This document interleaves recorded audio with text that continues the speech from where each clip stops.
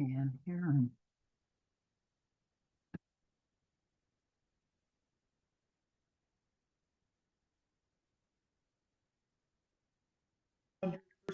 Because conservative Judaism teaches that Jews are obligated to keep kosher, right? So there's a problem. In other words, I spent a year living at a Trappist monastery.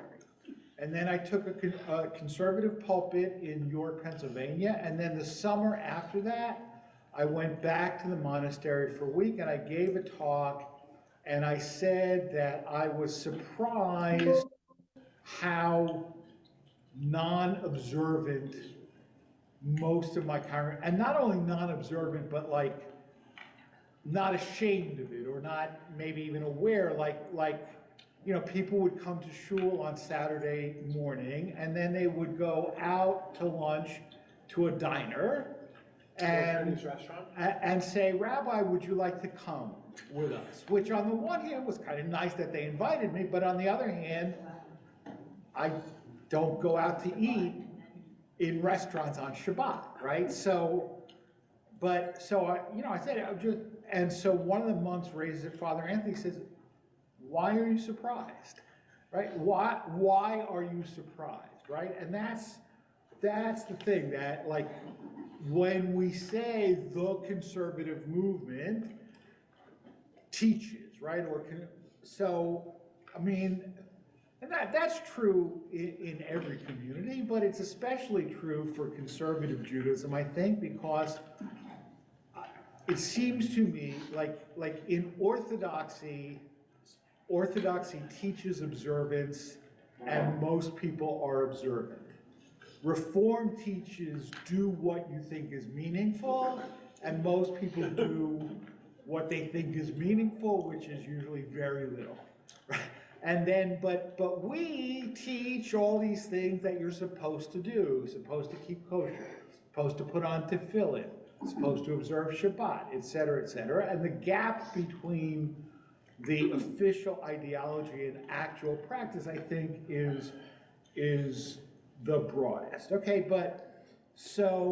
and if you look back through the history, I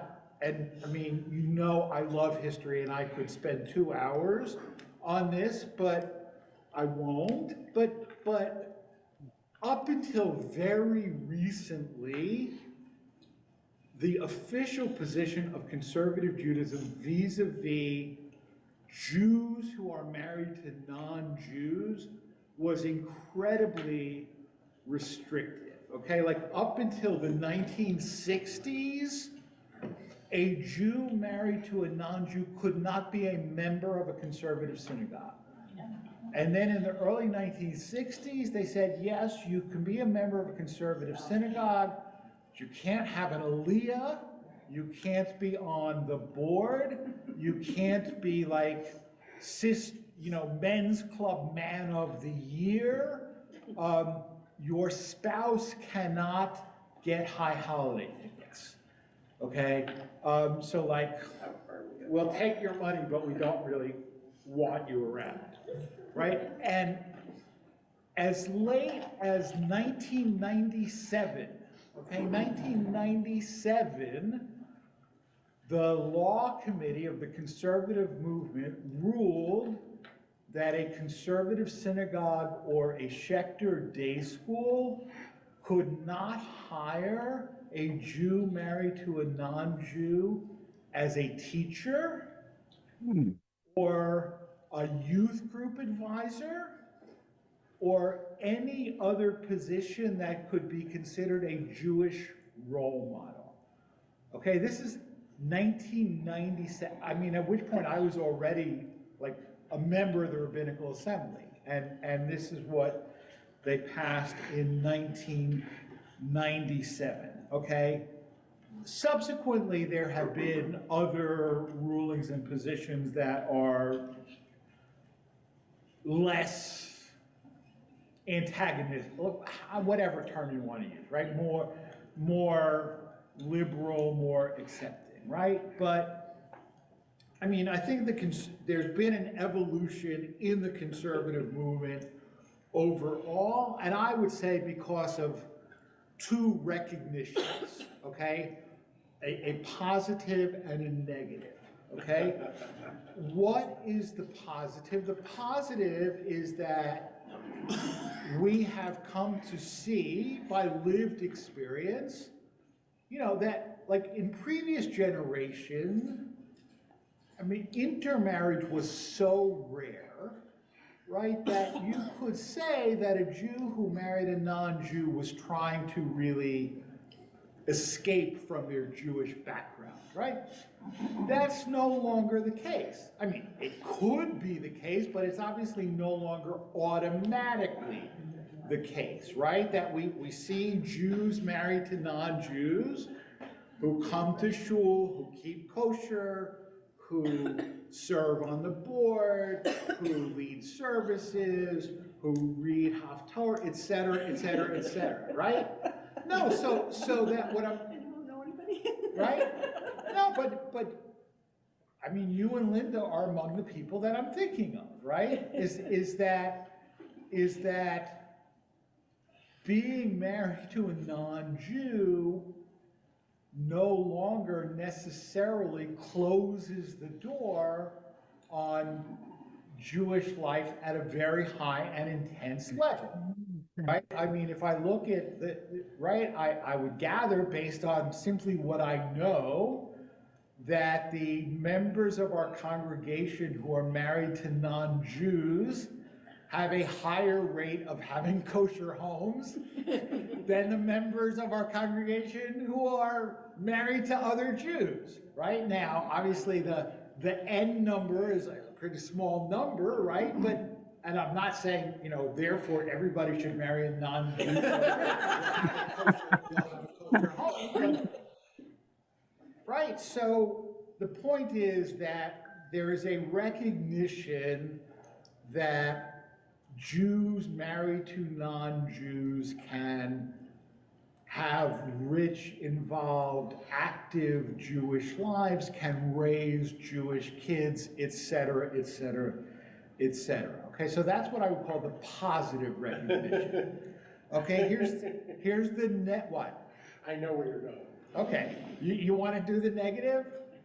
I would be interested in seeing a chart over time of the number of conservative Jews and the correlation between the drop in the number of conservative Jews and this recognition that, gosh, maybe we shouldn't kick out even more people and lose even more. Exactly, right, exactly.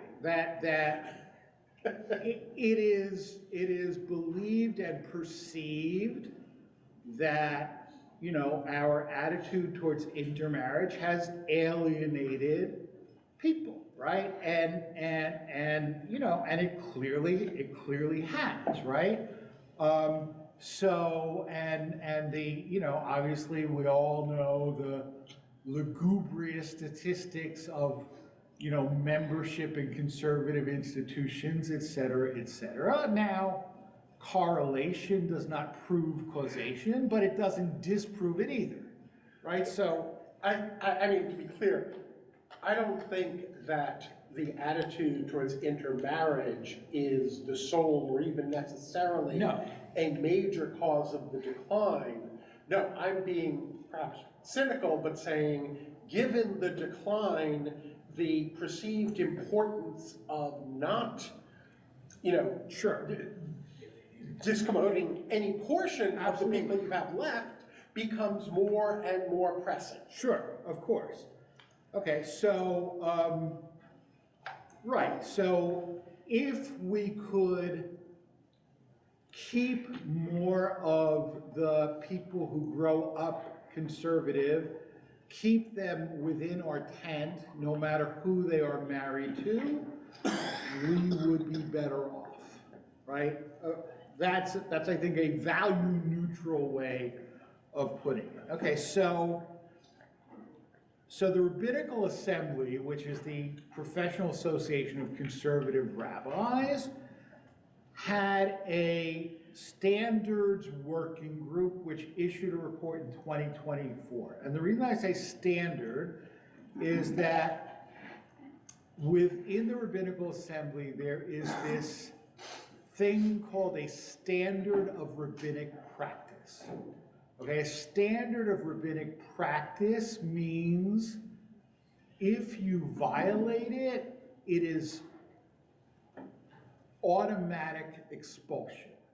All right, other things that are like norms, but they're not standards of rabbinic practice, right? So, you know, I eat things that other conservative rabbis might say, you know, that's not really kosher, okay? It's not a standard of rabbinic practice, right? You know, stuff like that, okay? But standard of, I mean, the biggest standard of rabbinic practice is you may not officiate at an intermarriage, okay? And if you do, and people are absolutely expelled for violating that, okay? Now, up until 2018, part of that standard of rabbinic practice was even attending an intermarriage as a guest, okay? And then in 2018, and of course, you know, and the lawyers will love this, right? They never got rid of that standard. What they said was, it was actually never properly adopted. And therefore it never existed. But so there was a re-examination, right? And the RA working group said we recommend retaining the standards around officiation at this time, okay? Meaning probably not forever, but at this time. And they asked for the law committee, the CJLs, to review antiquated teshuvot expressing disapproval, which is true, like all of these things that are still on the books, that you can't be a member, et cetera, right? They never repealed them, they just superseded them, right? Or ignored them, right? And look for positive ways to create blessings outside the marriage ceremony, and training to move from disapproval to dialogue, and a creation of a document to get back to the not orthodox and not reform that helps us as conservative rabbis to define who we are rather than what we don't do, okay? And I have to say that pastoral training, I mean, it's like, look, you know, for as long as I've been here, okay, now it is true that very few of the kids who have become bar or bat mitzvah while I have been the rabbi have gotten married yet, although some have.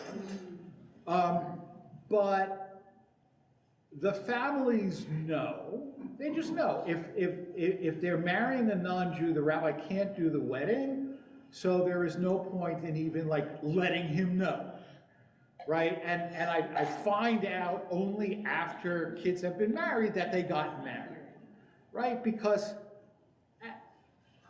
and that is, I mean, it's partly on us, but it's partly not on us, because the family is only asking, will the rabbi do the wedding? The answer is automatically no, so we'll find somebody, right? Whereas, yeah, I can't do the wedding, but that doesn't mean I can't be helpful in other ways, right? All right, so then after the standard working group, so then there was the joint intermarriage working group, which report came out just in December of last year. That is a working group of the Rabbinical Assembly, our favorite organization, the United Synagogue, and the Cantors Assembly, Okay, now why the Rabbinical Assembly and the Cantors Assembly? Why? Because rabbis and cantors are the ones who officiate at weddings, and the Cantors Assembly has the same standard that we do. And the United Synagogue also has certain standards right now on paper. Like, for example, a number of years ago, and this is where like we have policies that don't make a lot of sense. And I don't know if any of you are even aware of this, but a number of years ago, a family in our congregation, they called me up and they said, our child is marrying somebody who's not Jewish. We know that you can't officiate at the marriage, and that's fine. We know it's not, we don't take it personally. It's not, you didn't make that decision. It's a rule. We have a Reform rabbi in our extended family who will do the wedding, but we would like to have the reception in the shul. And I said to them, which was true at the time, I said, my hands are tied. It's United Synagogue policy that this cannot happen, okay? And I was worried that we would lose them as members. We didn't, okay? But it also occurred to me that that decision benefited nobody, right? It cost us goodwill. It also cost us revenue, right? And the result is, if they had had the reception here, at least the meal would have been kosher, right? Presumably, half the guests at least were Jews, right? So let's assume 100 Jews would have eaten a kosher meal in the synagogue, and instead they ate a treif meal somewhere else, right? Who benefits from that kind of policy? Nobody, right? But the fear, but this expresses approval of intermarriage. Well, that's the rationale, and so let me just finish, and then I'll get to, if I were asked that same question today, I would say the United Synagogue says no, and I don't give a fig as to what the United Synagogue says. I will bring it to the board, and assuming that the board says yes, which I'm quite confident that they will, but recommend that motion be passed. But I would not make that decision flying solo. But I would want to allow that. Yes, Robert. No. Two things. First, it's worse than that. Yes, they would have had 100 Jews, one kosher meal. You pushed away because sure, if this couple, one of whom is not Jewish, wants to have their reception in a synagogue, that suggests that maybe, just maybe, there's some affinity. There's some affinity there. Right. Who knows what happens down the line? They're at least vaguely interested in Jewish process and celebrations. Sure. And that's how you start to build a Jewish home. Exactly. Right. No, and I mean, as I said, at the time, I did not think that it was a wise policy or a wise decision, but at the time, I was more of a good soldier than I am now, okay? Look, because the United Synagogue has done certain things to us that, whatever. I mean... I will confess, it was a quick read, but I did last night read that report, 15 pages. It seemed more forward-leaning, frankly. It's not clear to me, but you've read it, I'm sure, more closely. It's not clear to me that in saying yes here, you would be violating at least where the wind is blowing. No, right. Oh, absolutely. No, absolutely.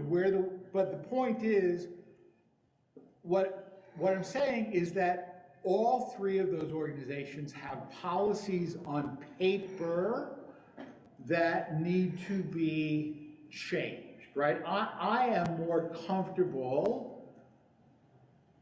with formally abolishing bad policies than simply ignoring them. That's what I'm saying. And obviously, United Synagogue would not get upset now. But the point on paper, that policy still exists, if only because it hasn't been formally abolished. But that's part of the impetus for this group, is to get rid of these policies that no longer make sense for us, okay? So, right, so let me get to that working group paper, and this is really mostly from the executive summary, not the full report, right? 4 emerging themes and values. The need to move from disapproval to engagement, right? Which, allowing them to have the reception in the synagogue would have, A, not expressed disapproval, B, possibly been a first step towards engagement, right? The need to emphasize the value proposition of Jewish living. I don't know what that means. The value of our movement's expansive, created, and relevant halakha, which I also don't know what that means.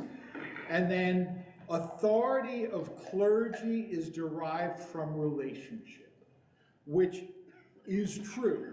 It is absolutely true, right? And you know, and if you have a relationship with your clergy, you can talk about anything. If you don't, it doesn't matter. And people, to the extent that people turn to me or pay attention to what I say, is not because of the official position I hold, it's because of the relationship that we have, right?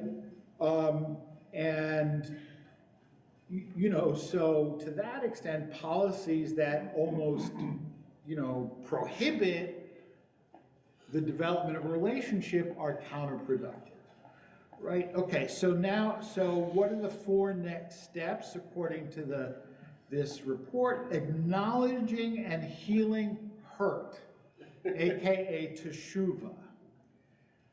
Welcoming and affirming couples around their marriage, making conversion accessible, and developing a curriculum reframing the conversation on intermarriage. Okay, now, when the working group came out, there was a lot of controversy within the rabbinical assembly about that call for teshuvah, acknowledging hurt, okay? Because the feeling was, not universal, but widespread, that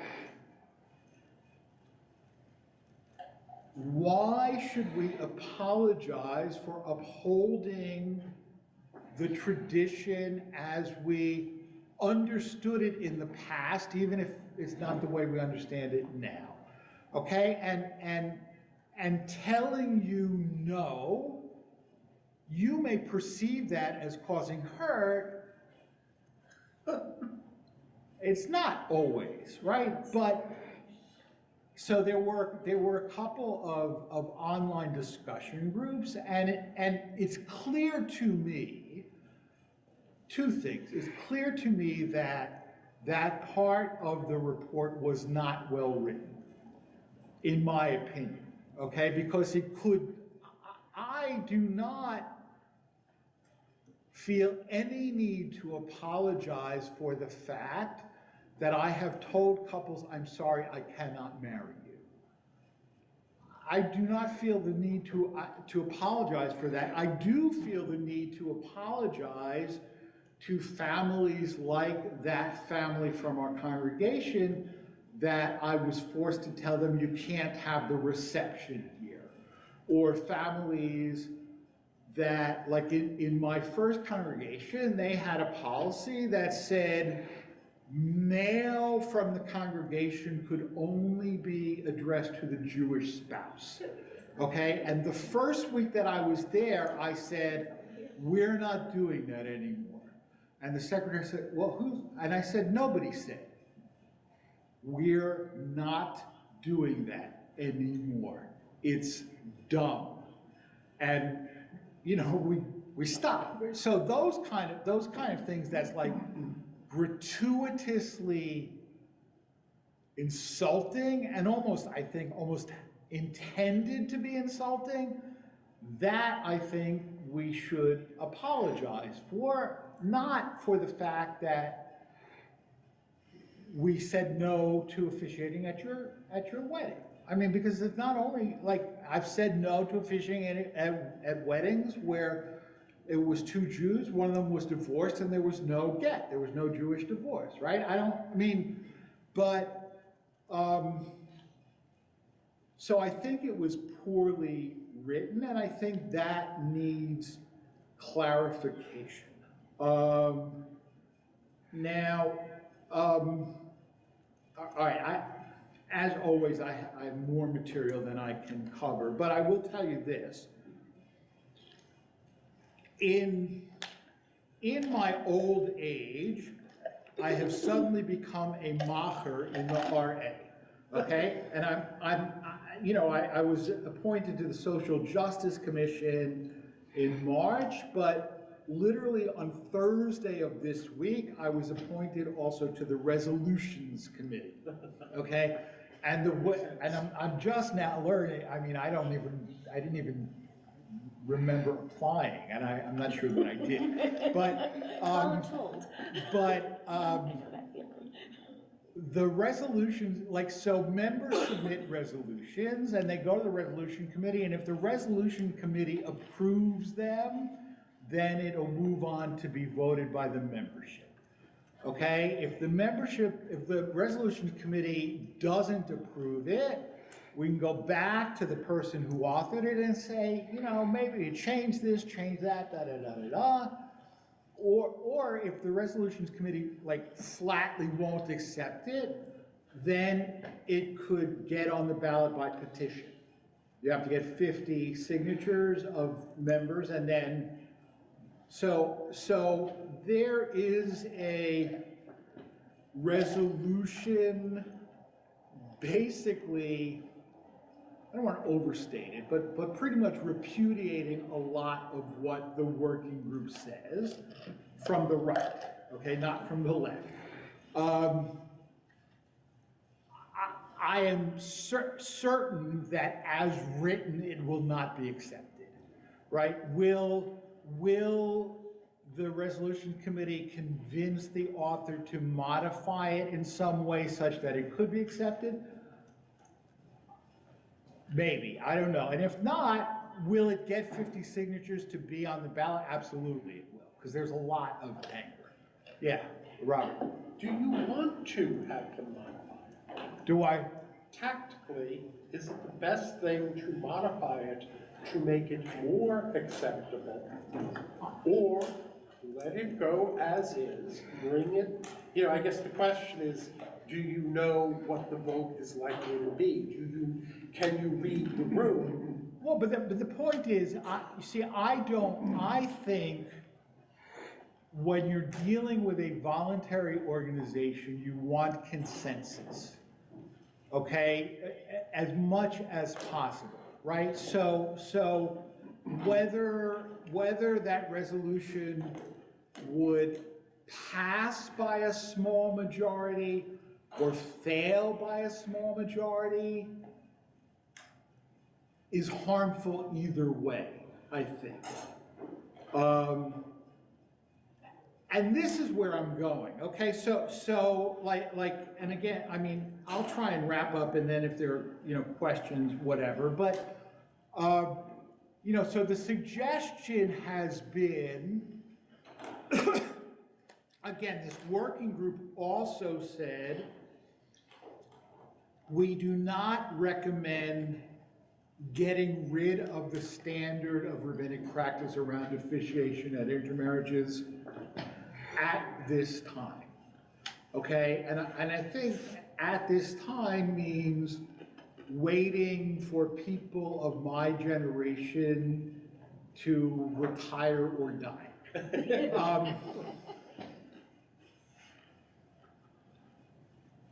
But the suggestion is to develop kind of alternative ceremonies.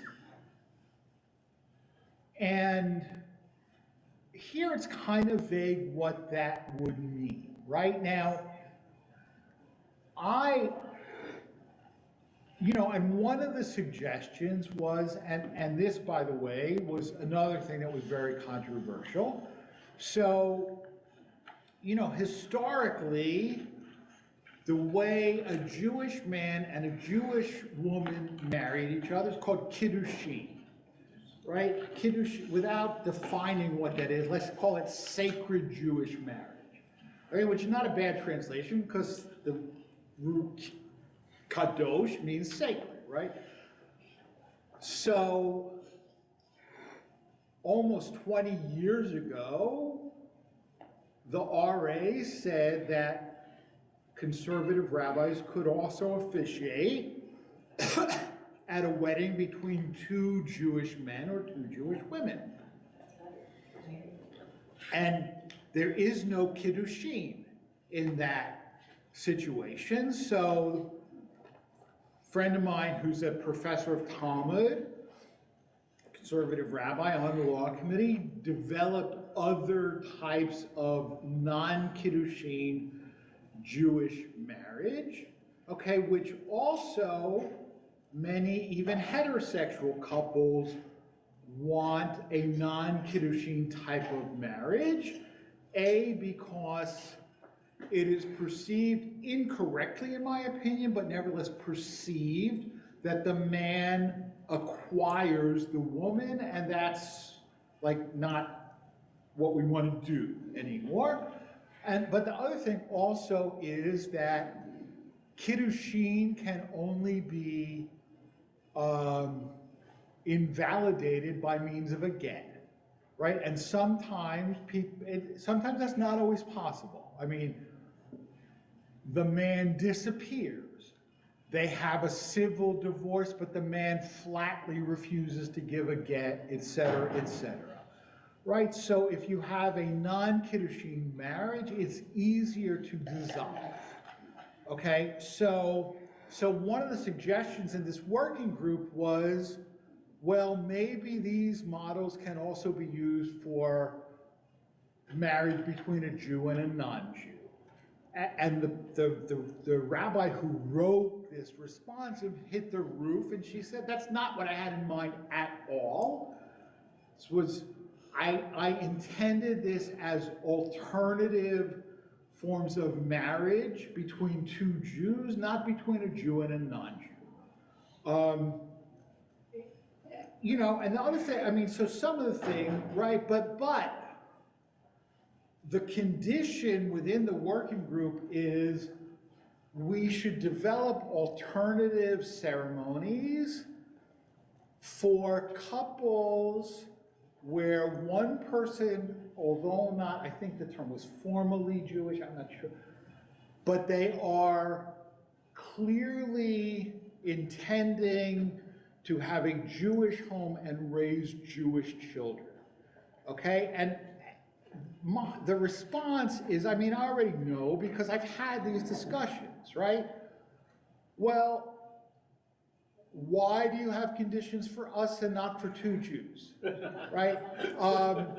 Why are you insisting that we make that decision now? We thought we would raise the kids in both religions and let them choose, right? Et cetera, et cetera, et cetera, right? Well, it's too early for us to make that decision, right? So I think that actually, even if we allowed something like that, it is not going to meet the desires of most interfaith couples, I believe. The other thing is that, all right, so, my brother married a Catholic woman, right? They're now divorced, and their wedding was officiated by a priest, okay? And many people that I've had these discussions with think that the Catholic Church says a priest can marry you if you've promised to raise the kids as Catholic. That's what lots of people think. That's not what the Catholic position is. The Catholic position is that the Catholic partner has to do everything that is solely within their power to see to it that the kids are raised as Catholics. Okay, so when my brother and his now ex-wife had that conversation with the priest who officiated at their wedding, so Pam, my ex-sister-in-law, says, well, what if Peter doesn't want our kids raised as Catholic? So the priest says, well, then it's no longer solely within your power, is it? Right? And I mean, it's bullshit, really. It encourages people, including the priest, to be deceptive, right? Or to be, I mean, he was a Jesuit, so maybe it's okay for him to be Jesuitical, right? But to me, it's just not, I don't know. I don't like it, okay? So, but part of the issue is that when I officiate at a wedding, I am, in fact, playing two roles. I am a rabbi, but I am also an agent of the state, right? Because the state has empowered me to register this wedding, and I am frankly increasingly uncomfortable with that latter role. Okay, and in many other countries, clergy do not fulfill that role, right? You want to have your marriage recognized by the government, you go to City Hall, and then whatever religious ceremony you and your clergy person want, go ahead, fine. Gegas und hate, right? But the legal civil marriage is secular, right? And I cannot see myself as a rabbi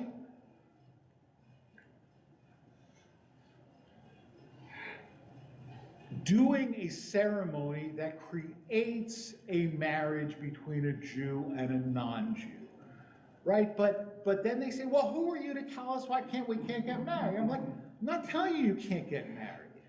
I'm not at all telling you can't get married. I'm telling you I can't officiate at that ceremony. And if it wasn't, I believe that if it wasn't a matter of signing the marriage license, that message would be more palatable. But what I can see myself doing is ceremonies that welcome the creation of a new family unit that wants to be part of our community. Right? In other words, you went down to City Hall and you got married, and now you want the Jewish community to say, we're happy for your happiness, right? We're happy for, and whatever that might look like, whether it coming to your house and helping you put up a mezuzah, right? Or an ufruf before the wedding, or an ufruf after the wedding, etc., right? But I personally can't see myself at this point, and I'm not saying it won't change, okay? Because I've changed a lot of my positions over the years, right? If you had asked me, 30 years ago, do you see yourself ever being comfortable at officiating at a same-sex wedding? I would say, what are you smoking, right? But now I would. Now, I've never done it, but the only reason I haven't done it is because I've never been asked. Right? But if I was asked by two Jewish men or two Jewish women, I would have no issue whatsoever.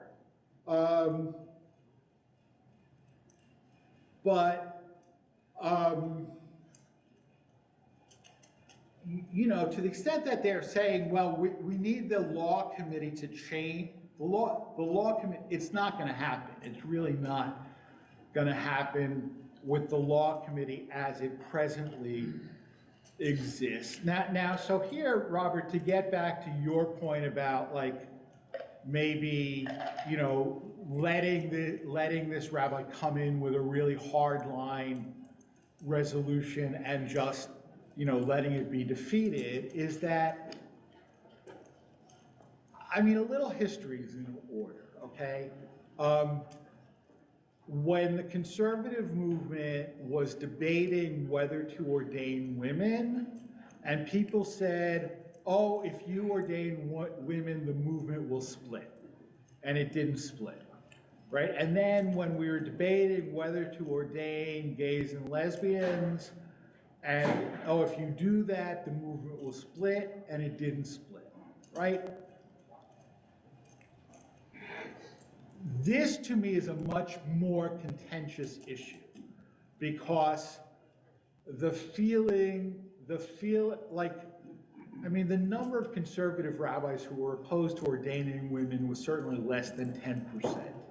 And opposed to ordaining LGBT folks, probably more than 10, but less than 20, right? But here, I really think we're split right down the middle.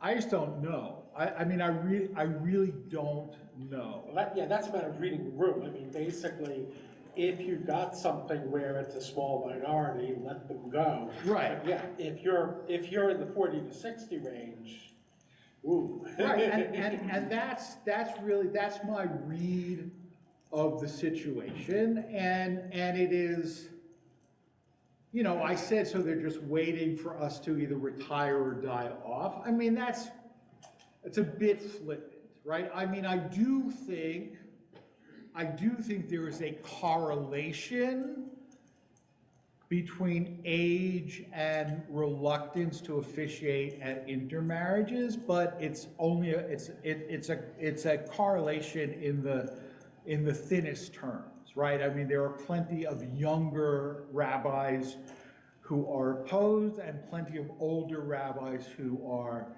in favor, and it's a really contentious, and it's hard because I also understand that almost no matter what I say, me saying I cannot see my way clear to officiating is almost inevitably going to be perceived as an insult to people I don't want to insult, right? Because they're people I care about. But it has to do with really, it is not saying intermarriage. I mean, I am not saying intermarriage is bad. I'm not. I'm absolutely not. What I'm saying is that the Jewish legal system has not, at this point, figured out a way within the Jewish legal system to create a marriage between a Jew and a non-Jew. And my role as a rabbi is as an official of the Jewish legal system. If the Jewish legal system figures out a way to create that marriage, I'm there, okay? And I'll give you an example, all right? So when we were debating the question of the status of LGBT folks in the conservative movement, right? And my position was essentially like, all right, so 30, 35 years ago, it was just like a hard no, okay? But 25 years ago, it was like, I don't see a halachic way, but if there is a halachic way, I'm all for it, okay? And then when the responsum that was accepted, when I saw who the authors were, I said, I don't even need to read the responsum, okay? I mean, if there were 3 rabbis who were the authors, 2 of them I said, if they wrote the responsum, it's going to convince me, okay? Particularly one, Rabbi Avram Reisner. If Avram Reisner writes a tshuva that says we can ordain gays, I don't even have to read the tshuva. We can ordain gays, right? And so if there's a tshuva that explains to me in a halakhically cogent way how to create a marriage between a Jew and a non-Jew within the halachic system, I'm fine. I haven't seen that yet. I haven't seen that yet. And so my answer today is no, simply because it's just not possible within the legal system of which I am an official. Yeah, Robert. When you speak of the Jewish legal system, and this is ignorance on my part, although I think I know what the answer is are you expressing the word conservative in there? In other words, is there one or are there three? Or more? No, I think there's one, okay? I mean, the Reform don't really claim to have a legal system. No, they don't. I mean, it's not, no insult intended, they just don't, okay? I would say that our jurisprudential system and the Orthodox jurisprudential system is the same, or the legal system is the same legal system with different jurisprudential philosophies. Okay, so that, I mean, the clearest example would be halakha is divided into two categories, okay? Rabbinic and biblical, okay? With some exceptions, but so speaking sort of broadly, both conservative and Orthodox jurisprudence say you cannot override biblical rules. We say you can override rabbinic rules. The Orthodox say no, you can't. Okay, that's the big issue. So that, for example, vis-a-vis homosexuality, right, the Bible, the Torah, has one line about, that is understood to be about homosexuality, and that is, do not lie with a man as one lies with a woman, right? So the original response said, we can't override that. We can't override that, okay? We're also not, like, putting up cameras in people's bedrooms to make sure that they don't do things that the Bible says you're not allowed to do, but everything else is rabbinic. Everything else is rabbinic, and we don't have to, we can get rid of that, okay? So in other words, if somebody really does the spade work with, like, intellectual integrity that says the prohibition on a Jew marrying a non-Jew is not biblical, it's rabbinic, all right? And here is a valid rabbinic way of creating a marriage between a Jew and a non-Jew, and I'm convinced by that, then fine, okay? But, I mean, I don't have to defend why I am faithful to tradition, right? The people who want to change have to defend why that change should be acceptable, right? That's the only position. All right, Yale, I don't know if you're there, but if you have a question, go ahead. Yeah. Yes, thank you. Hi. Hi. You mentioned at the beginning of this conversation about the positive and the negative motivations for this this report coming out at this time. My question is, what can I do as a member of an interfaith marriage, interfaith family, or what can we do as a community, if we so choose, to facilitate and push forward these positive cultural changes that could bring about such a change to the halachic law that would allow for this? Right. Well, all right. That's a great question. I would say that, look, the, the evolution on the positive side was brought about by Jews married to non-Jews who participate in conservative synagogues and demonstrate the fact that they are committed to leading a Jewish life. Okay, so, and I mean, I barely know you, and I know really very little about like your family's current involvement, right? But I would say, if you're saying, I'm gonna wait it out until changes occur which satisfy me, that slows the process of change. If you say, I am going to become involved despite the fact that there are issues, but I'm going to work for change from inside rather than outside, that I think pushes the change. Because I think that's, I mean, in a certain sense, people's lived reality is a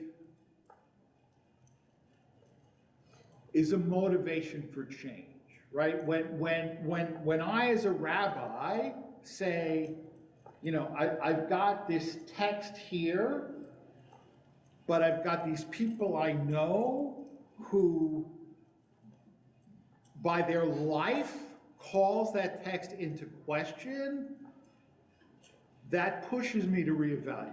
Okay, and look, fair. I mean, I still may say, I can't get there, but it would bother me more than it used to, frankly. But to me, that is, and it's the same thing with anything. I mean, my evolution on LGBT issues was hastened by my friendship with LGBT folks, right? And on a totally different, right? My understanding of the fact that Black people experience law enforcement differently than white people do, right, is because of my friendship with Black people who told me about their encounters with the police, and that's, I mean, you have to be in the tent to help facilitate change, right? And sometimes being in the tent may be painful. It may be painful. Yeah, Linda. I come from it even before that positive and all. I feel like we're supposed to all be in the image of God. This isn't my relationship. My husband has nothing to do with it. But that we're all supposed to be equal of value, unique or whatever. And with the minute you say you're an other, which is what this country is doing to everybody these days, Sure. you're an other, which it feels like that's what's being done when you try to make sure, say they're Jewish. And it's getting less because my family, back my parents, it was like, heaven forbid you raise one not Jewish, which I ended up doing because I wasn't around Jewish people. It was kind of inevitable.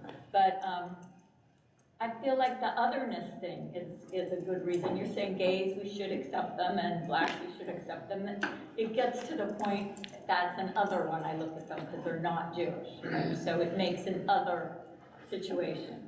You can't get married by your rabbi. I mean, I couldn't use my rabbi, Reformed rabbi. So it's the otherness thing that seems like getting to the Messiah and the equalness and all peace in the world. We have to, everyone is in the image of God, and I feel like we have to get I'm not telling you right now, you could just start marrying intermarriage, No, but I understand. the otherness is what bothers me. Right, and I hear you. I mean, I guess that, I mean, here's the difference, okay? From my perspective, again, no, look, I'm glad you asked that question, okay?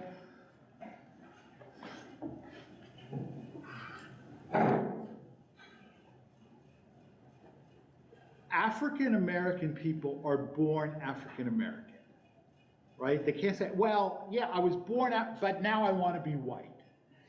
Good luck. Right, good luck. Many of us used to think that gay people choose to be gay, and if they wanted to be straight, they could. Okay, we now understand that that is in fact not the case, right? So that whereas you can be born not a Jew and become a Jew, right? I mean, look, frankly, if I believed in some sort of racial superiority of Jews, I would not be married to the person to whom I am married, right? So that is the difference, okay? And again, I'm not, and I understand, I am not saying that, you know, become Jewish or we won't accept you. I think we should, and we do, you know, we have non-Jewish spouses who are part of our community to a greater or lesser degree, if they choose to be, right? But in other words, that's the difference, is that, I guess the one thing I would say with the choose to be is, I mean, in my family anyway, the other spouse and kind of my kids, one of my kids anyway, the spouse, the religion is what's not important. Like whether they believe in God, whatever, I don't know, but it isn't important to their life. And it's Right. super important to mine for whatever, you know, so they wouldn't choose Judaism because they wouldn't choose anything. They Right. don't look at religion, formal religion, as important whatsoever to their being. They're not finding it the way I am. So they aren't going to choose it. So then they're an other. You know, right, no, I get that. I it's mean, very like, difficult. I would personally say that not believing in God is not necessarily a barrier to becoming Jewish. No, I don't even know if they don't believe in God. Maybe it's this new form you know, of religion but thing, which no I kids hear, are believing in. you know, I hear you. Yeah. I hear you. No, I get it, and Seems you like we're know. defining others when we say that. I guess I felt that kind of when I was told, you know, marry a Jew or else. It's like, oh, so people Sure. are only this side or that side of the wall. They're not people. Because it felt like that was. Right, no, and who I had to you be, know, I think, you know. I think, yeah, And that accurately, I mean, generation when was you really got bad. married, that was indeed the message, Yeah, that right? generation from. Right, I mean, I don't think that that's the message now, right? Even from dinosaurs like me who still, like, I mean, you know, I don't want to put you on the spot, Right, no. right? But I would hope that you don't feel. Now, in terms of your husband, like, I've been here 13 years, Yeah, he also. I've never met No, him. because he was involved with the kids some, but Right, they're not. I've never met him, No, he doesn't right? But do I, anything. but I would hope that you don't think that I approach you as a lesser Jew because your No, spouse is not no, Jewish. I don't feel that way. The synagogue, though, really, when I first came, it was only my name and all that. The stuff you're saying, the last rabbi did. I mean, you know, when we. Right. Yeah, because you too. So we did hit that. You're the only member, really, and we're not really putting them on the letter. Right. By the bar mitzvahs, they could be at the front beam and give a speech, you know, so they could participate, but not at the beam. So, yeah, it's getting better, I'll say. But I still always get stuck with the, we're still not equal to, we still have an other, just like Democrats and Republicans or Right. us and them. There's still an us and them. And I get it, you want it to keep the religion going, although it doesn't really fail the religion. No, My kids- but that's My kids not, are culturally very Jewish. like no, they but that's identify, not, it's actually not at all what I'm saying. I mean, it's not at all what I'm know. saying, what I'm saying is Wow. actually, and this is, and I admit, I acknowledge that even that could be a problem. Because what I'm saying essentially is that my integrity as a rabbi Exactly. does not allow me to officiate at this wedding. And I get that, that's the And, laws. you know, and congregants, like, I think have a right to say, well, you're making it about you, what about me? And I get it, you know, but No, I mean. But it's not, look, because I know plenty of couples where both people are Jewish and their kids are functionally not Jewish, right? Right. And plenty of couples where one is Jewish and one not Jewish and their kids are Jewish. So it is not at all about the continuity of the religion or the culture Or or the whatever. law. It is about my own Right, belief in what you're. integrity. You're a rabbi, and that's your Right. integrity. Yeah. Exactly. So then I and- guess I'm and- saying there's another push for change, because, Right. yes, you're doing it because that's what the rabbi should do, but here's one more reason why maybe they should be looking at. Right, and I'm not, change. let me tell you this, I am absolutely not opposed to an exploration of a halachic way to create within Judaism a marriage between a Jew and a non. I am absolutely not opposed to that exploration. I am saying Yeah, that I get what, pending a successful. right, you're not breaking from it. Right, that's all. No, and I agree, I mean, I will agree, because the rabbi that I grew up, he was a Reconstructionist, but he wouldn't do it, he wouldn't marry. And he was young and everything, but that's just, and I understood, I mean, I cared, he was a great guy and I loved him, so I got where he came from where he had to, you know, Yeah. so I do understand that, but I think it should evolve, just like accepting gays, into, we're not others all the time. Right, sure, yeah, all right, thank you very much, I appreciate it. That's just fine. Thank you. Thanks. Shabbat shalom. Shabbat shalom. Shabbat shalom, see ya. Shabbat shalom.